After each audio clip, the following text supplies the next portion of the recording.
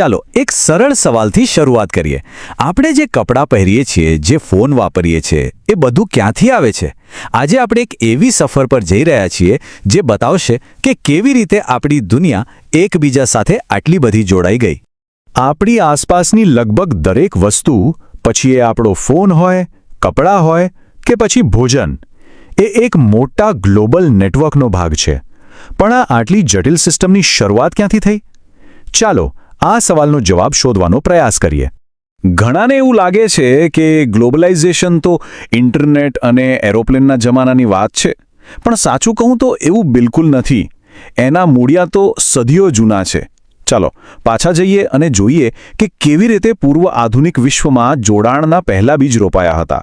જરા વિચારો તો, એ સમય કેવો હશે જ્યારે કનેક્શન હતું તો ખરું, પણ ધીમું. મુસાફરો અને વેપારીઓ હજારો માઇલની મુસાફરી કરીને માત્ર સામાન જ નહીં, પણ વિચારો, સંસ્કૃતિ અને ટેકનોલોજી પણ એક જગ્યાએથી બીજી જગ્યાએ લઈ જતા હતા. આ એક ધીમી પણ ખૂબ જ મજબૂત પ્રક્રિયા હતી જેણે દુનિયાને બદલવાની શરૂઆત કરી. આ કોઈ કાલ્પનિક વાત નથી, એના પાક્કા પુરાવા છે. જેમ કે સિલ્ક રોડ, એ માત્ર રેશમનો રસ્તો નહોતો, એ તો વિચારો અને કલ્ચરની આપ-લેનો હાઈવે હતો. બટાટા અને મકાઈ જેવા પાક, જે આજે દુનિયાના ઘણા ભાગોમાં મુખ્ય ખોરાક છે, એ પણ આ પ્રાચીન રસ્તાઓ દ્વારા જ ફેલાયા હતા. આ બધું બતાવે છે કે આપણું વિશ્વ કેટલા લાંબા સમયથી એકબીજા સાથે જોડાયેલું છે. અને પછી આવી 19મી સદી, અને અહીંથી તો સમજી લો કે આખી ગેમ જ બદલાઈ ગઈ. જૂના જમાનાના ધીમા જોડાણની સરખામણીમાં આ યોગ એક મોટા ધમાકા જેવો હતો. ચાલો જોઈએ કે આ જબરદસ્ત પરિવર્તન કેવી રીતે આવ્યું. આ ખાલી સ્પીડ વધારવા જેવી વાત નહોતી. આ તો આખી સિસ્ટમ જ બદલાઈ રહી હતી. જે સફર મહિનાઓ લેતી, એ હવે અઠવાડિયામાં કે દિવસોમાં થવા લાગી. આ એક એવી ક્રાંતિ હતી જેણે દુનિયાનો નકશો અને લોકોની જિંદગી કાયમ માટે બદલી નાખી. આ બધું થયું કેવી રીતે? જુઓ, એક પછી એક ઘટનાઓ બનતી ગઈ. સૌથી પહેલા 1815માં નેપોલિયનના યુદ્ધો પૂરા થયા એટલે થોડી શાંતિ આવી અને વેપાર માટે સારો માહોલ બન્યો. પછી આવી ટેકનોલોજીની ક્રાંતિ, સ્ટીમશિપ અને રેલવે, અને છેલ્લે ટેલિગ્રાફે તો કમાલ જ કરી દીધી. એક ખંડમાંથી બીજા ખંડમાં સંદેશા તરત જ પહોંચવા લાગ્યા. તો આ આખી સિસ્ટમ 3 મુખ્ય પાયા પર ટકેલી હતી. પહેલો, વેપારનો પ્રવાહ, એટલે કે માલ સામાન. બીજો, શ્રમનો પ્રવાહ, એટલે કે લાખો લોકો એક દેશમાંથી બીજા દેશમાં જઈ રહ્યા હતા. અને ત્રીજો, મૂડીનો પ્રવાહ, એટલે કે પૈસાનું રોકાણ. આ 3 વસ્તુઓ જ્યારે એક સાથે આટલા મોટા પાયે દુનિયાભરમાં ફરવા લાગી, ત્યારે એ સાચા અર્થમાં પહેલું ગ્લોબલ અર્થતંત્ર બન્યું. પણ કહેવાય છે ને કે જે જેટલી ઝડપથી બને છે, એ તૂટી પણ શકે છે. 19મી સદીના આશાવાદ અને વિકાસ પછી એક એવો અંધકારમય સમય આવ્યો જ્યારે આખી દુનિયામાં બનેલું આ માળખું પડી ભાંગ્યું. આ ખરેખર એક મોટો આંચકો હતો. જે દુનિયા વેપાર અને સહયોગથી ચાલી રહી હતી, એ જ દુનિયા હવે રાષ્ટ્રવાદ અને લડાઈની આગમાં સળગવા લાગી.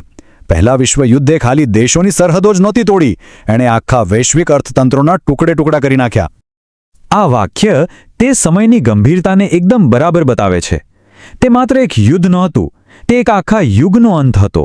જે વિશ્વાસ અને જોડાણના પાયા પર વૈશ્વિક વ્યવસ્થા ટકી હતી, તે સંપૂર્ણપણે નાશ પામી. અને આ બધું એક ચેઇન રિએક્શન જેવું હતું.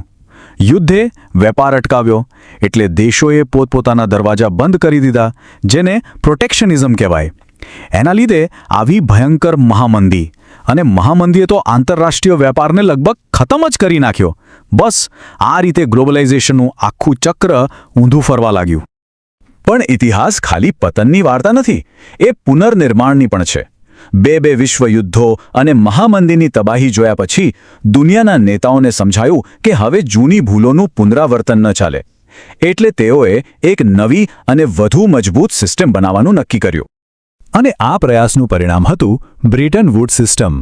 આ કોઈ નાની સૂની મીટિંગ ન હતી. આ તો ભવિષ્ય માટેનો એક નવો રોડમેપ હતો. મુખ્ય હેતુ એ જ હતો કે આંતરરાષ્ટ્રીય અર્થતંત્રમાં સ્થિરતા લાવીએ, જેથી દેશો ફરીથી એવા આર્થિક સંકટમાં ન ફસાય જે યુદ્ધ તરફ દોરી જાય. આ નવા પ્લાનના 2 મુખ્ય હીરો હતા. એક હતો IMF, એટલે કે ઇન્ટરનેશનલ મોનેટરી ફંડ. એનું કામ હતું પૈસાની લેવડ દેવડ પર નજર રાખવાનું, જેથી કરન્સીના ભાવ અચાનક ઉપર નીચે ન થાય. અને બીજો હતો વર્લ્ડ બેંક. એનું કામ હતું યુદ્ધમાં તબાહ થયેલા દેશોને ફરીથી ઊભા થવા માટે પૈસા આપવાનું, રસ્તા, ફેક્ટરીઓ બધું ફરીથી બનાવવા માટે. તો આ આખી સફરમાં આપણે શું જોયું? આપણે જોયું કે ગ્લોબલાઇઝેશન કોઈ સીધી લીટીમાં નથી ચાલ્યો. એની કહાણીમાં જોડાણ છે, પછી પતન છે, અને પછી ફરીથી વધુ તાકાત સાથે પુનર્નિર્માણ છે.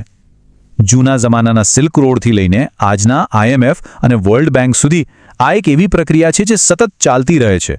અને આ જ વાત આપણને એક મોટા સવાલ પર લાવીને ઊભી રાખે છે. જો આ ગ્લોબલ સિસ્ટમ પહેલાં પણ બની, તૂટી અને ફરીથી બની છે, તો એનું ભવિષ્ય કેવું હશે? આપણે અત્યારે જે પડકારોનો સામનો કરી રહ્યા છીએ એ આપણને ક્યાં લઈ જશે? શું આપણે વધુ જોડાણ તરફ જઈશું કે પછી ફરી એકવાર વિખૂટા પડીશું? આનો જવાબ તો ભવિષ્ય જ આપશે.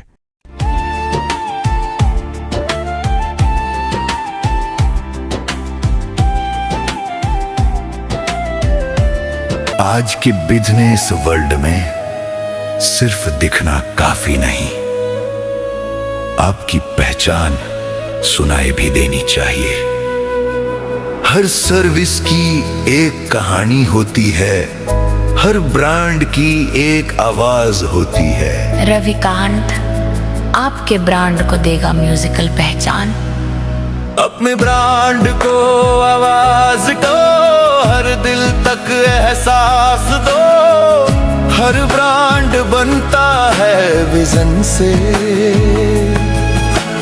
हर पहचान बनती है इमोशन से. अब मार्केटिंग नहीं, ब्रांड एक्सपीरियंस बनाइए. रविकांत के साथ आपकी सर्विस सिर्फ दिखेगी नहीं, महसूस भी होगी. नाम आपका, आवाज हमारी, पहचान बनेगी सबसे अलग आपकी. आज हम सिर्फ सर्विस नहीं देते, हम ब्रांड की पहचान बनाते हैं. वो विजन को आवाज मिलती है जब ब्रांड म्यूजिक से जुड़ता है. रविकांत के साथ हर कैंपेन मार्केट में अलग दिखता है. आज के समय में सिर्फ रिज्यूमे बनाना काफी नहीं है, जरूरी है कि लोग आपको समझें, आपकी स्किल्स को जाने और आपकी कहानी सुने. आज सोशल मीडिया पर जो दिखता है वही बिकता है. इसीलिए हम लाए हैं रिज्यूम एक्सप्लेनेशन वीडियो सर्विस, जहां आपका रिज्यूम ये प्रोफेशनल तरीके से ये आसान भाषा में समझाया जाता है. दिखो, इससे बनती है आपकी करियर रेपुटेशन और मजबूत होती है आपकी सोशल रेपुटेशन. जब आप अपना रिज्यूम वीडियो सोशल मीडिया पर शेयर करते हैं तो लोग आपको सिर्फ नाम से नहीं, आपकी काबिलियत से पहचानते हैं. क्योंकि आपकी पहचान मायने रखती है.